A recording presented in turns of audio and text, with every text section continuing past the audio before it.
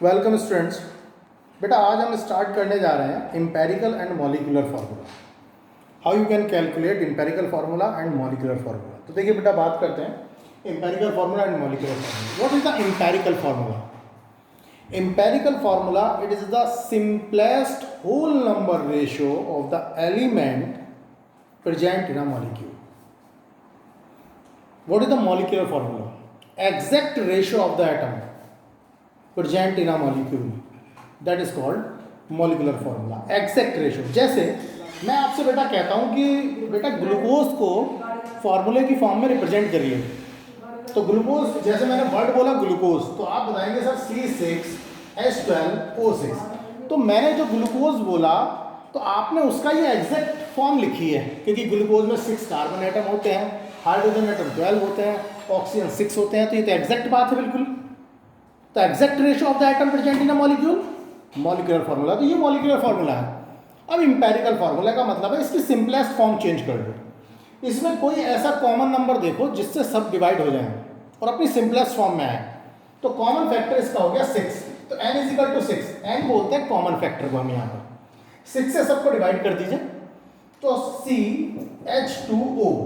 अब ये इससे और छोटा नहीं हो सकता, और छोटा नहीं हो सकता। तो यहाँ पर ये कंडीशन में ये तो हो गया एम्पेरिकल फार्मूला और ये हो गया मॉलिक्यूलर फार्मूला। ये इसी का सिंपलेस्ट फॉर्म है। तो simplest ratio of the atom present in a molecule, empirical formula. Exact ratio of the atom present in a molecule, that is a molecular formula. ये एम्पेरिकल फार्मूला और molecular formula है। अब बात है how we can calculate empirical formula and molecular formula. देखिए, empirical formula calculate करना मैं बताऊंगा, उससे पहले अगर एम्पेरिकल फार्मूला हमें पता है तो मॉलिक्यूलर फार्मूला कैसे निकालेंगे, जरा उसकी बात करते हैं। तो देखिए जरा, देखिए पहले बात कर रहे हैं कि मॉलिक्यूलर फार्मूला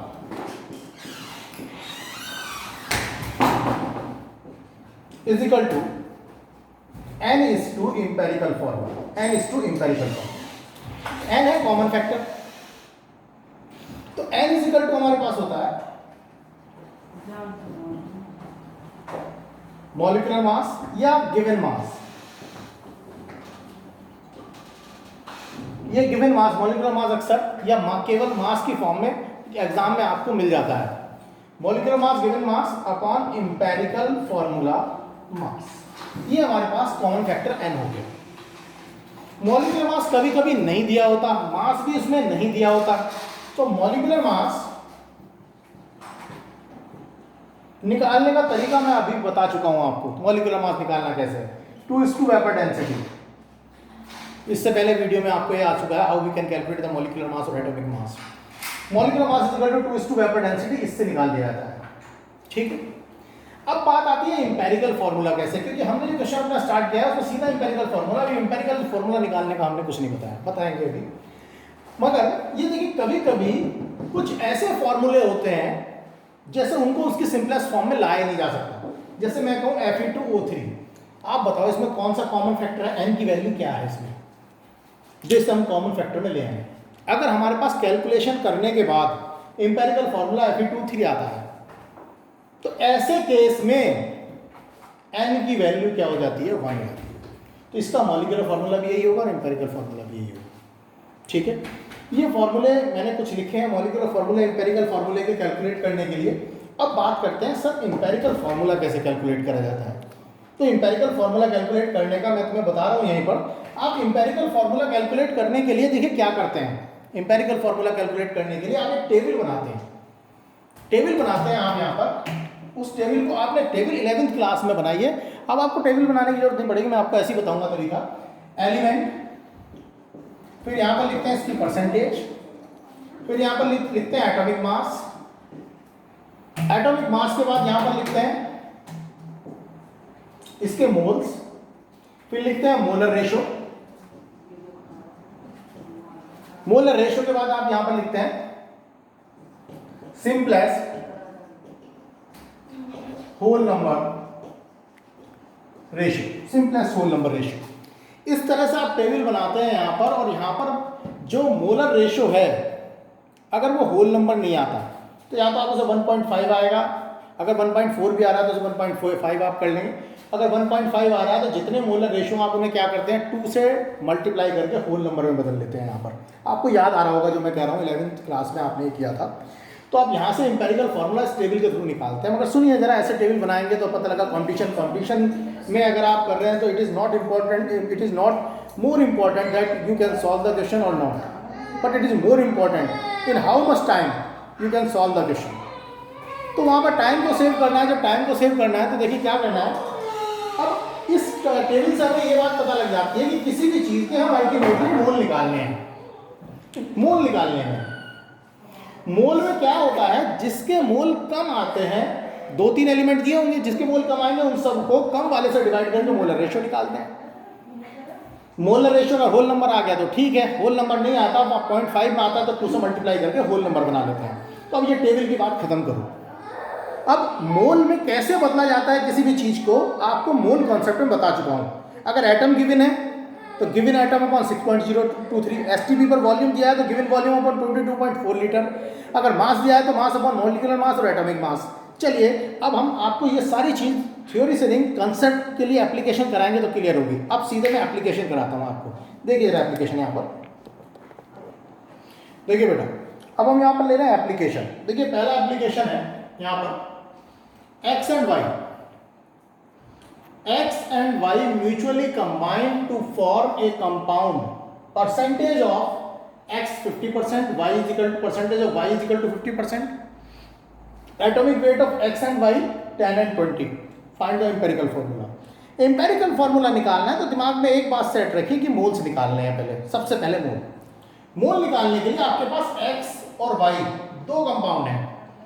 x 50% है, y 50% है, दोनों के एटॉमिक वेट। तो क्या करोगे, मास अपॉन एटॉमिक मास। तो 50% का मतलब ये 50 ग्राम हो गया, उसका एटॉमिक मास दे रखा है 10, दूसरा भी 50 और इसका एटॉमिक मास दे रखा है 20। x का कितना है 10, उसका 20, ये कितना आ गया 5 और ये कितना आ गया 2.5 मोल आ गए जी आपके। मोल के बाद आप निकालते हैं मोलर रेशियो। मोलर रेशियो में जो कम वाली आपकी डिजिट है उससे ज्यादा वाली को डिवाइड करते हैं। तो मोलर रेशियो में 5/2.5 और 2.5/2.5 इज इक्वल टू 1 और इज इक्वल टू 2। x आ गया 2, y आ गया 1, यानी कि ये क्या हो गया x2y1।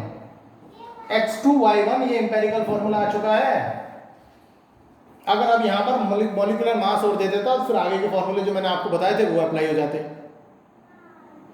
अब यहाँ पर देखिए दूसरा फॉर्मूला, दूसरा क्वेश्चन देखिए। Si and Cl combine to form a compound. Si और Cl कंबाइन होते हैं और एक कंपाउंड बनाते हैं। Si is equal to 5.6 gram while Cl is equal to 21.3 gram. Find the empirical formula. देखिए दो चीजें हैं, एक Si है, आंसर देख ले रहा हूं उसका आंसर, ठीक है जी। ये क्वेश्चन नीट में आया है, नीट में आया हुआ क्वेश्चन है। देखिए यहाँ पर Si है और Cl, आपका अल्टीमेट टारगेट क्या है, मोल निकालना। मास दिया हुआ है ग्राम में, मोल निकाल लिया, एटॉमिक मास से डिवाइड करिए। Si का मास कितना दिया हुआ है 5.6 डिवाइडेड बाय 28, 28 इसका एटॉमिक मास है बेटा। दूसरा Cl का है 21.3 डिवाइडेड बाय 35.5, ये आ जाएगा 0.6, ये आ जाएगा 0.2। मोल आ गए आपके। जो डिजिट कम आई हो, अब इसको क्या करना है, मोलर रेशियो निकालना है भाई। जो कम आया उससे डिवाइड कर दो। मोलर रेशियो के लिए आप क्या करेंगे 0.2 अपॉन 0.2, 0.6 अपॉन 0.6, आपने 0.6 अपॉन 0.2, ये कितना आ गया 1, ये कितना आ गया हमारे पास 3, कितना आ गया Si 1 है और Cl 3 है, Si Cl 3 आ गया। ये एम्पिरिकल फॉर्मूला। इसी क्वेश्चन में अगर ये मॉलिक्यूलर मास दे देता तो आप क्या करते, molecular formula is equal to n is to empirical formula करते आप। Molecular formula is equal to n is to empirical formula करते आप। और n की वैल्यू आपको यहाँ पर क्या करना था, फिर n की वैल्यू आपको यहाँ पर n is equal to molecular mass upon empirical formula, mass से निकालनी पड़ती, जो मैंने फार्मूले सबसे स्टार्टिंग में लिखवाए, करवाएंगे उस पर भी। अब आप देखिए question number 3, A and B mutually combine to form a compound. A and B mutually combine to form a compound. Number of the atom A के नंबर ऑफ एटम ये रहे, B के नंबर ऑफ एटम दिए हुए हैं, empirical formula. देखो number of atom दे दिए। अक्सर आप बोर्ड 11th क्लास में जो क्वेश्चन करते हो वहां पर वो परसेंटेज ऑफ एलिमेंट देता है, यहाँ पर वो परसेंटेज ऑफ एलिमेंट देने की गलती कम करता है। ये वाला क्वेश्चन आपके पास एम्स में आया है। देखिए इसमें आपने क्या करना है कि परसेंटेज की बजाय एटम दे दिया। जब एटम दिए हों तो मोल कैसे निकाला जाता है भाई? ए और बी एटम दिए हो तो given atom upon 6.023 10 to the power 23। तो 6.023 में 0 to 3 हटाओ, 6 इक्वल सीधे, क्योंकि आपको होल नंबर में लाना होता है empirical formula, 6 is to 10 to the power 23। B का एटम दिएगा 1.2 is to 10 to the power 24 upon 6 is to 10 to the power 23। अब आपका ये आ गया। अब आप देखिए 6 यहाँ पर है और ये यहाँ पर है, तो ये कितना आ गया 0.5, ये तो 0.5 आ गया। और आपको ये देखिए कितना आ गया 6, ये 10 to the power 24 है, तो ये कितना आ गया 2 मोल आ गया। अब आपके ये आ गया आपके मोल। अब मोलर रेशो कम क्या है 0.5, तो मोलर रेशो देखो 0.5 अपॉन 0.5 इक्वल टू 2 अपॉन 0.5, ये तो आ गया 4, ये आ गया 1, तो क्या आ गया A1B4। तो यहाँ पर एम्पिरिकल फॉर्मूला आ गया A1B4, ये आ गया एम्पिरिकल फॉर्मूला। क्या है आपका एम्पिरिकल फॉर्मूला। अभी और एप्लीकेशन लेते हैं अभी। हाँ बेटा देखिए अब कुछ और एप्लीकेशन ले रहे हैं। ये क्वेश्चन है, on analysis of a compound it is found that percentage of carbon is 40%, hydrogen is 6.67% and remaining is oxygen. Then empirical formula of compound, empirical formula निकालना है। तो if vapour density is 30 find the molecular formula, molecular formula भी निकालना है। तो देखिए इसमें हम आपके पास क्या है, कार्बन है, हाइड्रोजन है और ऑक्सीजन है। कार्बन कितना है 40% है, ठीक है। ये कितना है आपके पास 6.67% है। ये आपके पास कितना है, रिमेनिंग ऑक्सीजन है। 100 में से दोनों को इन दोनों को सम करके 100 में से माइनस कर दीजिए और आ जाएगा, ये आ जाएगा 53.33, ये ऑक्सीजन आ जाएगा। अब आप इनका क्या मोल निकाल लीजिए। मोल निकालने के लिए क्या करेंगे आप, 40/12 6.67 अपॉन 1 53.33 अपॉन 16, 3.3 आ गया, 6.67 आ गया, 3.3 आ गया। जो ये क्या आ गया मोल आ गया आपके पास। मोलर रेशो निकालना है आपको, जो वैल्यू कम आई हो उससे आप क्या करो डिवाइड कर दो। तो मोलर रेशो आ गया 3.3 divided by 3.3, 6.67 divided by 3.3, 3.3 divided by 3.3 equal to 1 equal to 2 equal to 1। तो ये क्या आ गया आपके पास यहाँ पर, ये आपके पास आ गया C1H2O, C1H2O, ये आपके पास एम्पिरिकल फॉर्मूला आ गया। अब आपको मॉलिक्यूलर फॉर्मूला निकालना है। तो जरा यहीं पर देखिए भाई, molecular formula is equal to N/2 empirical formula होता है। बोले बहन तो है ही नहीं आपके पास। N कहां से निकल के आता है, N is equal to molecular mass upon empirical formula mass. N आएगा मॉलिक्यूलर वेट या molecular mass upon empirical formula mass, ठीक है जी। एम्पिरिकल फॉर्मूले का मास ये आ जाएगा आपका 12 और 2 16, 16 और 2 16, 12 2 14 और 16 30 आ जाएगा एम्पिरिकल फॉर्मूले का मास। अब मॉलिक्यूलर वेट तो है ही नहीं, तो मॉलिक्यूलर वेट का भी फॉर्मूला है, molecular mass is equal to 2 vapour density. Vapour density D दी हुई है 2:30 इज इक्वल टू कितना आ गया 60। तो मॉलिक्यूलर मास कितना आ गया 60 और एम्पिरिकल फॉर्मूला का मास कितना है 30। निकाल लेंगे यहाँ से, तो 2 आ गया।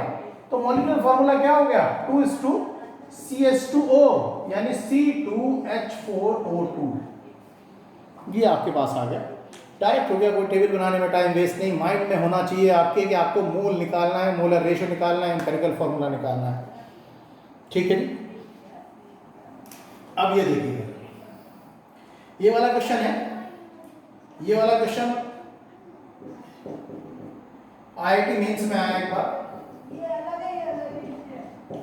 मैं आपको पहले कह चुका हूं, जो मेंस में आ गया समझो मेडिकल में आने के लायक हो गया वो क्वेश्चन। तो देखिए जरा, carbon and hydrogen combine to form 2 compound. Carbon और हाइड्रोजन कंबाइन होते हैं, 2 कंपाउंड बनाते हैं। On analysis it was found, it was predicted that empirical formula of both the compound is CH। Carbon hydrogen compound होके 2 compound बनाते हैं, दोनों का एम्पिरिकल फॉर्मूला CH है same. And the weight of one compound is 26 and 78। एक compound का मास उसमें 26 है, दूसरे का 78 है। Then respectively then compound will be. तो कंपाउंड क्या होगा बस, जब दोनों का एम्पिरिकल फार्मूला दे रखा है, कंपाउंड पूछ रहा है, यानी कि मॉलिक्यूलर फार्मूला पूछ रहा है आपसे।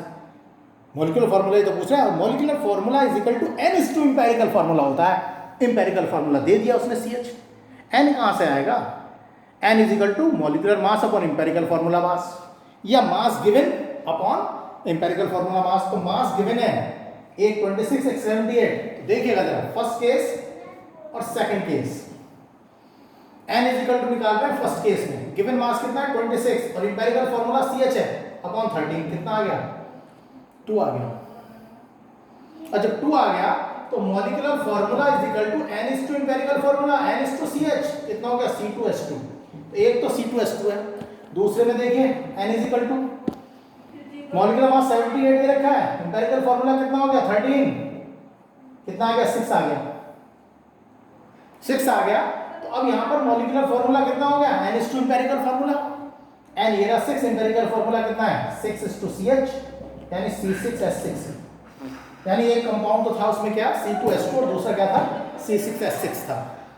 हो गया जी आपका, ये भी सॉल्व हो गया आंसर, ये भी सॉल्व हो गया आंसर।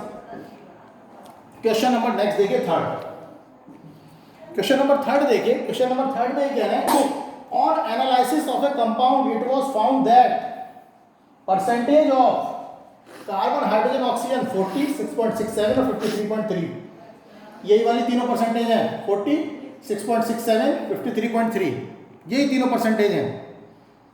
इसके बाद कह रहा weight of the sample 180, sample का वेट 180 है, फाइंड द मॉलिक्यूलर फार्मूला। जब ये वाले तीनों पैरामीटर यही ले लिए तो एम्पिरिकल फार्मूला तो यही आ गया। देखिए आंसर ऊपर वाले से देख लीजिएगा, एम्पिरिकल फार्मूला क्या आ गया CH2O। मॉलिक्यूलर फार्मूला निकालना है तो मॉलिक्यूलर फार्मूला क्या होगा, molecular formula is equal to n is to empirical formula, n निकालना है तो n निकालिए ना। मास गिवन कितना है, मास गिवन उसने दे रखा है 180, एम्पिरिकल फार्मूले का मास निकालिए 12 और 2 14 और 16 30, कितना आ गया, ये आपके पास आ गया 6, n की वैल्यू आ गई 6।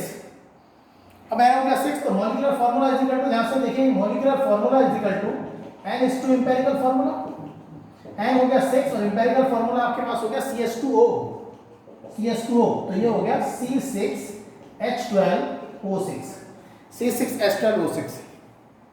ठीक है, ये आपके पास तीन हो गए क्वेश्चन हो गए आपके पास, एम्पिरिकल फार्मूला मॉलिक्यूलर फार्मूला की एप्लीकेशन है। ठीक है बेटा, हाँ देखिए बेटा ये क्वेश्चन है एम्स में आया है, देखिए 5 ml of A hydrocarbon when burn in a presence of air oxygen, 15 ml CO2 and 20 ml H2O were gathered at the same temperature, then formula of the hydrocarbon will be। देखो कोई भी hydrocarbon oxygen में जलाया जाता है तो उसका formula पूछ रहा है। एक बार सिंपल सा एक मैं अपनी तरफ से एग्जांपल दे रहा हूँ यहाँ आपको, जैसे मान लीजिए CH4 है, इसको ऑक्सीजन में जलाएंगे तो आपको 11th और 12th क्लास में मैं बहुत अच्छे से समझाता हूँ कि जब इसे ऑक्सीजन में जलाओगे जितने कार्बन है उतने ही कार्बन का तो CO2 बनेगा, तो एक कार्बन है तो एक कार्बन का CO2 बनेगा, 4 हाइड्रोजन है तो 4 हाइड्रोजन वाला वाटर बनेगा, 2H2 बनेगा। ऑक्सीजन को बैलेंस कर लीजिए, यहाँ 2 ऑक्सीजन है 2 ऑक्सीजन यहाँ है 4 तो 2 आ जाएगा, यही बताया था ना मैंने। अब देखिए इस क्वेश्चन को सॉल्व करते हैं। ये हाइड्रोकार्बन का फॉर्मूला पूछ रहा है, तो हाइड्रोकार्बन है कार्बन होगा, मगर कार्बन के यहाँ पर क्या होगा नहीं पता, तो इसे एक्स सपोज कर लिया। हाइड्रोजन होगा यहाँ पर क्या होगा, एक्स सपोज कर लिया, यही तो हमें निकालना है। ये दोनों अगर मैं पता हूँ तो फॉर्मूला बता देंगे भाई ये है। इसे ऑक्सीजन की प्रेजेंस में जलाया, अब जलाने के बाद जितने ये हैं एक्स की वैल्यू उतनी तो CO2 बनेंगे, और जो वाई की वैल्यू है x यहाँ जाएगा, x CO2 बनेगा, x CO2 बनेगा और y H2O बनेगा। x और y अगर पता लग गया तो ये फॉर्मूला पता लग जाएगा, x और y पता लगाने हैं। तो स्टोइचोमेट्रिक रिएक्शन है, तो स्टोइचोमेट्रिक रिएक्शन से देखो एक बात इंफॉर्मेशन मिल रही है, एक इंफॉर्मेशन ये मिल रही है हमें यहाँ पर कि देखिए इसका 5 ml है, उसने कहा इसका 5 ml ऑक्सीजन से रिएक्शन कर रहा है, तो इसका ऑक्सीजन का कितना बना रहा है 15 ml, वाटर का कितना बना रहा है 20 ml, तो इसका 5 अगर इसका 15 इसका 20 बनाता है तो इसका 1 कितना बनाएगा, यहाँ पर 3 ml बनाएगा और यहाँ पर 4 ml बनाएगा, 3 और 4 बनाएगा, ठीक है। अब 3 4 बनाएगा तो x की वैल्यू 3 आ गई ना, 3 CO2 बने 3 ml बना, तो x की वैल्यू कितनी आ गई, x की वैल्यू 3 आ गई, ये 3 CO2 बना, और y की वैल्यू कितनी आ गई 4, तो कार्बन कितने हो गए 3, तो यहाँ पर x इजिकल टू कितना हो गया 3 और y इजिकल टू कितना हो गया, देखिए y इजिकल टू 4। अब यहाँ पर देखिए जरा y इजिकल टू क्या होगा, यहाँ पर समझिए जरा, यहाँ पर समझिए 2 2 जा 4, देखिए 2 2 जा, ऊपर वाला रिएक्शन देखिए, ऊपर वाला जो मैं आपको समझा रहा था, यहाँ 2 लिखा है और 2 हाइड्रोजन यहाँ पर है, तो 2 2 जा टोटल हाइड्रोजन कितने हो गए 4, तो हाइड्रोजन यहाँ पर कितने लिखे हैं 4, तो यहाँ पर हाइड्रोजन कितने हो गए, y की वैल्यू 4 और 2 से मल्टीप्लाई हो गया तो 4 2 से कितने हो गए 8, तो y इक्वल टू कितना हुआ 8, तो हाइड्रोकार्बन का फॉर्मूला कितना हुआ C3H8 हुआ। C3H8 को ऑप्शन में देखना है, टिक मार देना है, ऑप्शन थे कई सारे, एम्स में आया था, C3H8 को देखना था और टिक कर देना था, ये क्वेश्चन था एम्स का। देखिए एम्पेरिकल फार्मूला और मॉलिक्यूलर फार्मूले के मैंने क्वेश्चन करा दिए। अब मैं एक बहुत ही बेहतरीन टॉपिक करवाऊंगा मैं अब आपको, वो बेसिकली है क्या, अनफॉर्चुनेट मान लो बेटा 2006 में एनसीईआरटी रिवाइज हुई थी और उसमें से वो चीज़ हटा दी गई। मैं आपको इक्विवेलेंट वेट कैलकुलेट करना सिखाऊंगा डिफरेंट कंडीशंस में, डिफरेंट रिएक्शंस के अंदर, और उसके बाद कराऊंगा बहुत ही इंपॉर्टेंट चीज़, वेरी इंपॉर्टेंट चीज़, लॉ ऑफ इक्विवेलेंस। पूरी केमिस्ट्री में हर सब्सटेंस के ग्राम इक्विवेलेंस बराबर होते हैं, अगर ये तुम्हें निकालना आ गया और ये ग्राम इक्विवेलेंस के क्वेश्चन आ गए तो आप मोल कंसेप्ट को हवा में उड़ा दिया करोगे क्वेश्चंस को, फिर आपका बिल्कुल परफेक्शन आ जाएगा। ये हालांकि ऐसी चीज़ नहीं थी एनसीईआरटी से रिमूव करी जाए, मगर चूंकि बच्चे बहुत घबराते थे तो सिलेबस को ईजी करने के चक्कर में एक इंपॉर्टेंट चीज़ गायब होगी एनसीईआरटी से, मगर अब आपको सिखाएंगे, don't worry. Law of equivalence मैं आपको सिखाऊंगा, बेहतरीन आपको समझ में आ जाएगा, बिल्कुल परफेक्ट हो जाओगे आप। ओके बेटा, गॉड ब्लेस यू। देखिए बेटा एक क्वेश्चन बड़ा इंपॉर्टेंट रह गया था, ठीक है, ये क्वेश्चन बेटा एम्स में भी आया है और आईआईटी मेंस में भी आया है, बहुत इंपॉर्टेंट क्वेश्चन है। पता नहीं मैंने मोल कंसेप्ट के साथ पता नहीं आपको करवाया नहीं करवाया, बड़ा इंपॉर्टेंट क्वेश्चन है, इसके जैसे क्वेश्चन आते हैं और हैं बहुत आसान। देखो, a metal form 2 oxide, metal 2 oxide बनाता है, percentage of the oxygen in first oxide, first oxide में ऑक्सीजन है 31.6 एंड सेकंड ऑक्साइड में 48 है, ऑक्सीजन की परसेंटेज दी है, मेटल की नहीं दी है। If empirical formula of first oxide, this one, first oxide का एम्पेरिकल फॉर्मूला है M2O3, then that of second oxide will be, तो सेकंड ऑक्साइड का फॉर्मूला क्या होगा, ये ऑप्शन आए थे, बिल्कुल ये ऑप्शन है जो क्वेश्चन में आए थे, मैंने वही यहाँ पर दिए। इसके 2 तरीके बताऊंगा मैं आपको करने के लिए, जो आपको आसान लगे उसको फॉलो कर लेना। देखिएगा जरा, तो मैं यहाँ पर फर्स्ट मेथड बता रहा हूँ, पहले आपको यहाँ फर्स्ट मेथड यहाँ पर बता रहा हूँ। फर्स्ट मेथड वो कह रहा है 2 ऑक्साइड है, तो 2 ऑक्साइड में मैंने यहाँ पर लिख लिया फर्स्ट ऑक्साइड और यहाँ पर लिख लिया मैंने सेकंड ऑक्साइड। 2 ऑक्साइड है, ऑक्सीजन दे रहा है 31.6, एक में है और एक में कितना 48, तो ऑक्सीजन अगर इसमें 31.6 है और दूसरे में कितना हो गया ऑक्सीजन 48, और दूसरा क्या है बाकी मेटल है, मेटल का ऑक्साइड, मेटल और ऑक्सीजन तो होगा, मेटल का ऑक्साइड है बेटे, एक मेटल होगा और एक ऑक्सीजन होगा, तो ये अगर इतना है, बाकी 100 में से माइनस कर दो, जो बचा वो मेटल है, तो इसमें कितना आ गया 68.4, इसे 100 में से माइनस कर दो, कितना आ गया 52%, तो ये आपके पास इनकी परसेंटेज हमारे पास, ये हमारे पास आ गई है यहाँ पर, ठीक है।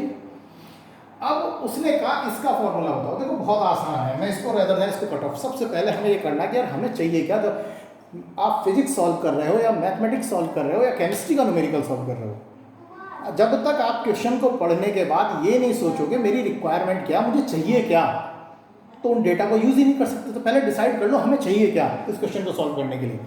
जाहिर सी बात है मॉलिक्यूलर फार्मूला पूछ रहा है, तो हमारे पास फर्स्ट चैप्टर में एक टॉपिक आता है एम्पेरिकल फार्मूला और मॉलिक्यूलर फार्मूला, एक स्पेशल टॉपिक ही इसी नाम का है, तो मॉलिक्यूलर फार्मूला निकालने के लिए हम उस चैप्टर के बारे में सोचते हैं।